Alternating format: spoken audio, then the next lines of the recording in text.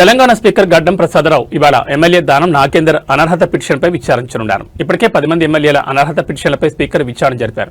అయితే కడియం శ్రీహరి, దానం నాగేందర్ల అనర్హత పిటిషన్లపై విచారణ మున్సిపల్ ఎన్నికల నేపథ్యంలో వాయిదా పడింది. ఇటీవల కడియం శ్రీహరి అనర్హత పిటిషన్పై విచారణ జరిగింది. నేడు ఖైరతాబాద్ ఎమ్మెల్యే దానం నాగేందర్ పిటిషన్పై స్పీకర్ విచారణ చేయనున్నారు. 10 మంది బీఆర్ఎస్ ఎమ్మెల్యేలపై అనర్హత పిటిషన్పై విచారించాలని సుప్రీంకోర్టులో ఆ పార్టీ పిటిషన్ వేసింది. సుప్రీంకోర్టు ఆదేశాల మేరకు స్పీకర్ విచారణలో వేగవంతం చేశారు. 10 మంది ఎమ్మెల్యేల్లో ఇప్పటికే స్పీకర్ 8 మంది పార్టీ మారినట్టు ఆధారాలు లభించలేదని తెలిపారు. క్వశ్చన్ కు సంబంధించి మాట్లాడుతా అంటే మీకు మైక్ ఇస్తాను. మీరు ముఖ్యమంత్రిని విమర్శిస్తా అంటే నేను మైక్ ఇవ్వను. ముఖ్యమంత్రిని విమర్శిస్తా అంటే మైక్ ఇవ్వను. ప్లీజ్ మీరు కూర్చోండి.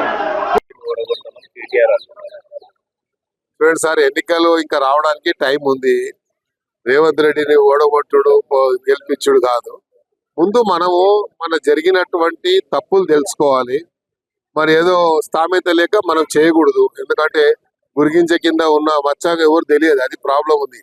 అందుకనే ఇప్పుడే కానీ ఒక స్థాయిలో ఉన్న వ్యక్తిని మనము తప్పుగా మాట్లాడితే ఆ స్థాయి ఉన్న వ్యక్తి కూడా కిందికి వచ్చి మాట్లాడాల్సి వస్తుంది.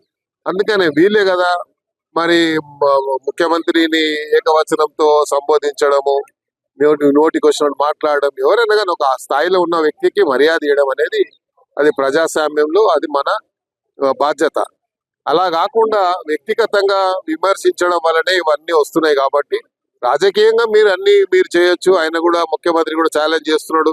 మేము చేసిన అభివృద్ధి విషయంలో కానీ మేము ఇచ్చిన మరి పెట్టినటువంటి స్కీమ్స్ మేము జరగలేదు అంటే ఎక్కడైనా సరే ఏ వేదికమైన ఛాలెంజ్ విసురుతున్నాడు. కాబట్టి ఆ ఛాలెంజ్ కు యాక్సెప్ట్ చేయకుండా మనం ఏకవచనంతో ముఖ్యమంత్రిని తిట్టడం వల్లనే ఇవన్నీ సమస్యలు వస్తున్నాయి. కాబట్టి మీరు అభివృద్ధి విషయంలో ఇచ్చినటువంటి స్కీమ్స్ ఏవైతే గ్యారంటీలు ఇచ్చిండ్రో ఆ గ్యారంటీలు జరగలేదని మీరు అంటారు, జరుగుతున్నాయని మేము చెప్తున్నాం. కాబట్టి జరుగుతున్నాయి ఎక్కడ అనేది మీరు చర్చకు వస్తే చెప్తామని ముఖ్యమంత్రి గారు చెప్పారు, మంత్రులు చెప్తున్నారు. కాబట్టి దాని మీద స్పందిస్తే బాగుంటుంది.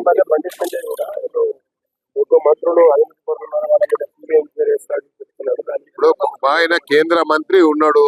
ఆయన మన కేంద్ర మంత్రుల గురించి చెప్పిండా, రాష్ట్ర మంత్రుల గురించి చెప్పిండా మనకు తెలియదు కదా. కాబట్టి ఏదైనా సరే బండి సంజయ్ గారు ఆయన ఒక మన హోమ్ మినిస్టర్ ఉన్నాడు.